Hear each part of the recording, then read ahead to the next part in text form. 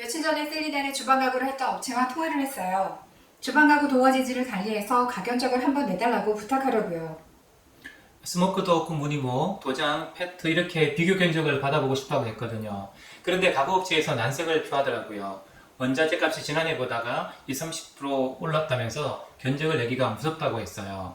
자재 수급 때문에 멈춰선 생산 라인도 있다고도 하고요. 그래서 지난번에 저희가 공개한 주방 견적서 가격은 옛날 견적서가 되었어요. 지난해 주방 가구를 했는데 1년 만에 가격이 그렇게 오를 수 있나 싶어요. 이번 영상에서는 스모크 도어크 무늬모, 도장, 페트 이렇게 도어 재질별 주방 견적을 비교하는 것은 힘들 것 같고요. 대신에 꼼꼼한 주방 견적서를 만들어 보려고 해요. 그래서 업체별로 비교 견적을 내는데 도움이 되었으면 좋겠어요. 요구사항이 구체적일수록 견적도 정확하고 원하는 주방을 만들 수가 있어요.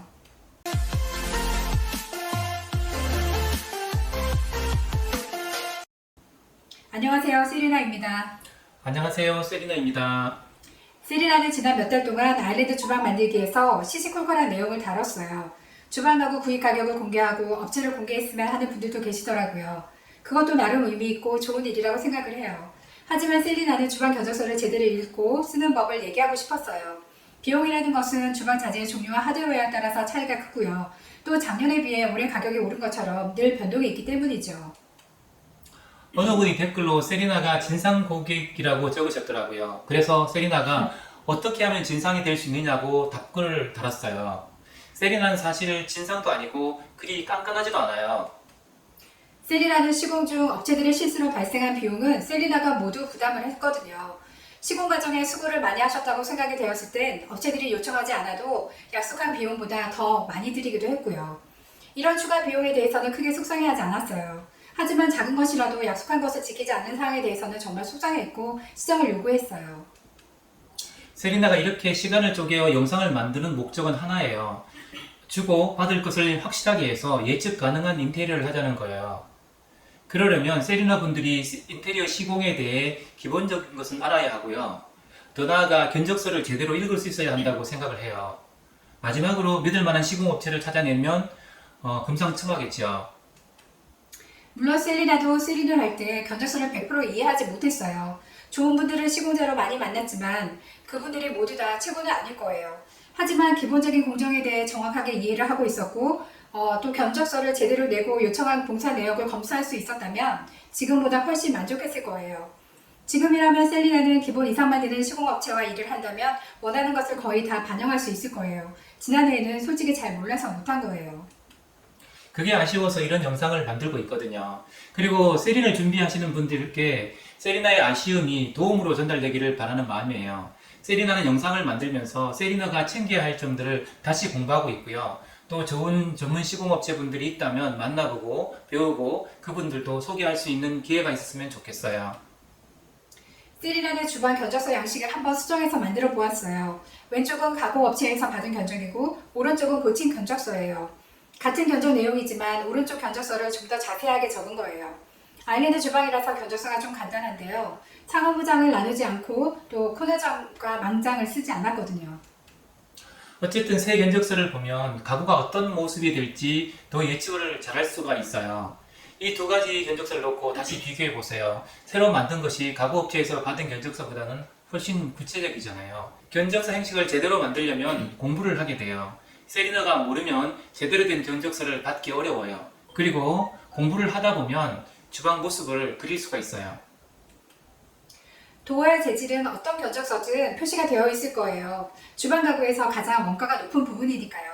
셀리나는 키 큰 장에는 스모크 도어크 무늬목을 썼고 아일랜드 장과 거실 펜지르 장에는 무항변 클리어 도장이라는 우레탄 도장을 사용했어요. 그래서 이렇게 표시를 했어요.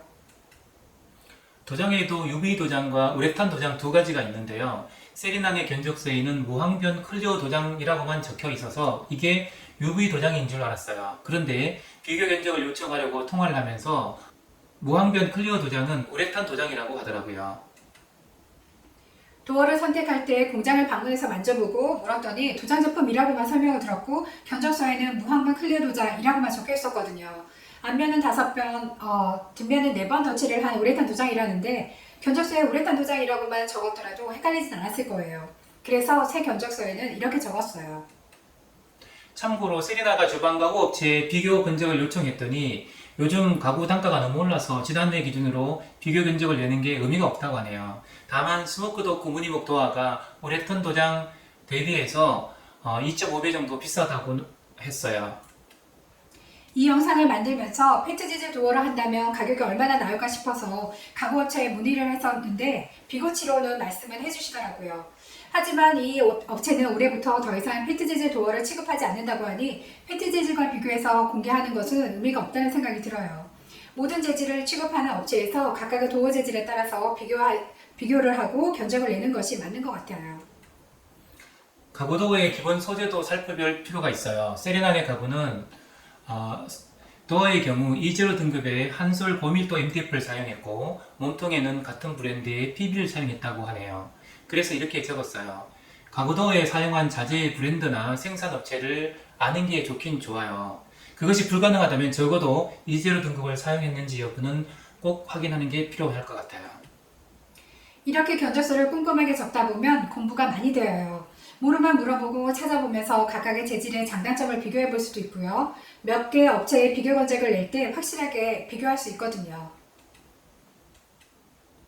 도어의 재질 못지않게 중요한 것이 하드웨어예요.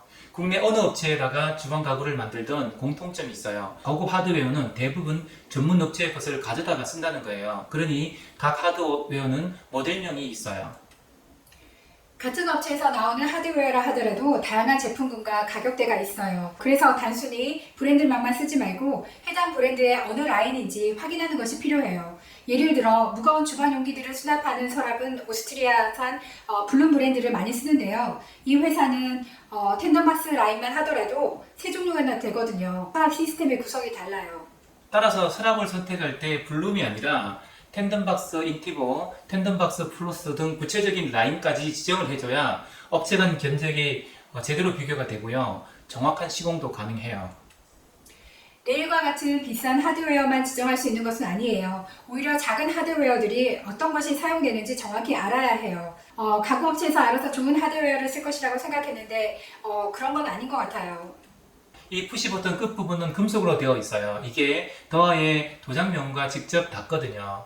푸시 버튼 도어라 몇 달 쓰다 보니 도어의 도장이 상하더라고요. 그래서 할 수 없이 이렇게 보양제를 붙였어요.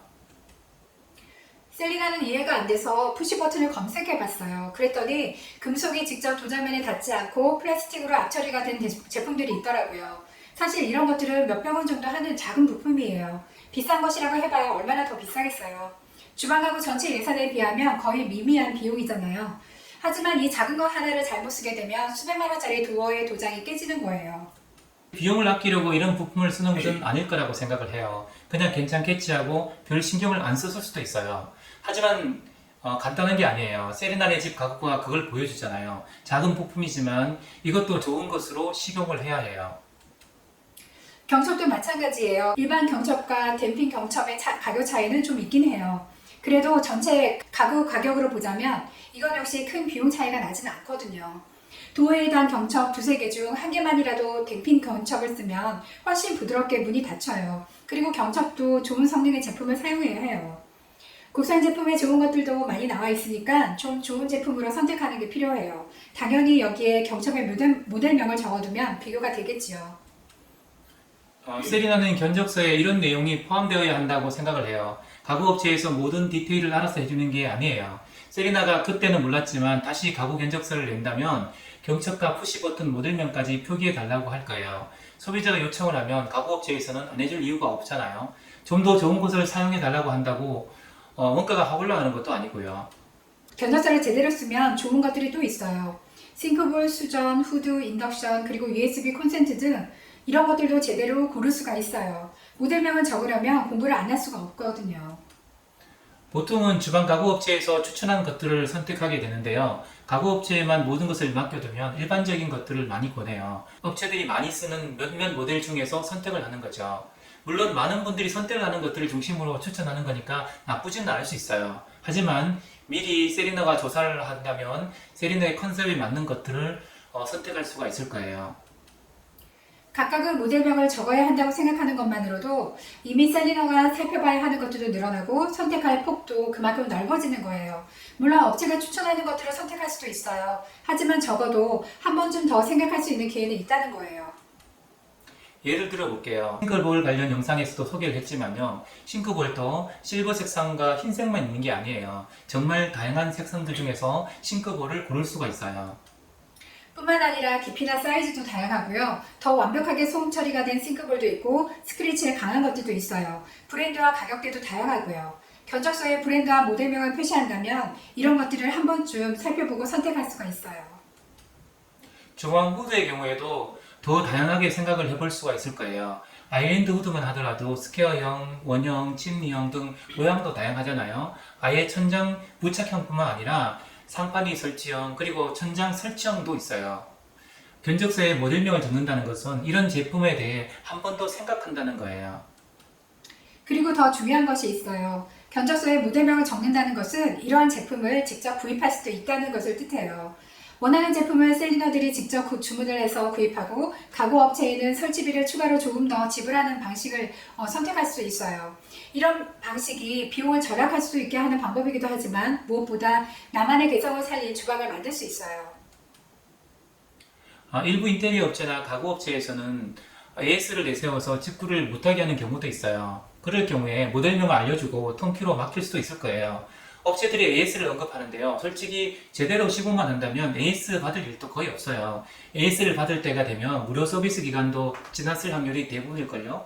시공한 가구 업체뿐만 아니라 이런 AS를 잘하는 업체들도 있어요. 셀리나는 최대한 원하는 것을 반영해서 주방을 만들어야 된다는 생각이에요. 주방 가구를 설치하는 데 있어서 견적서만큼 중요한 것은 신뢰할 만한 업체를 만나는 거예요. 셀리나는 몇 가지 아쉬움은 있지만 그래도 좋은 업체를 만났다고 생각해요. 기회가 되면 직접 업체 인터뷰라는 형식으로 소개를 할 예정이에요. 지금은 시공업체들을 공개하지 않지만 개별적으로 연락을 주시면 업체 연락처를 드리고 있어요. 셀리나의 견적서와 직접 주방을 하신 곳을 비교하시다 보면 아마 셀리나보다 좋은 조건으로 주방 가구를 설치하신 분들도 계실 거예요. 정말 소개할 만한 분이라면 댓글로 달아주셔도 돼요. 아일랜드 주방 만들기 프로젝트는 여기서 일단 마감을 하려고 해요. 주방에 대해 할 얘기들이 좀 더 남아있긴 하지만 전체 인테리어를 했다고 하면서 몇 달 동안 주방 얘기만 하다 보니 진도가 안 나가는 것 같아요. 그래서 다음 프로젝트를 진행하면서 틈틈이 주방 관련 얘기들도 추가적으로 올릴 계획이에요.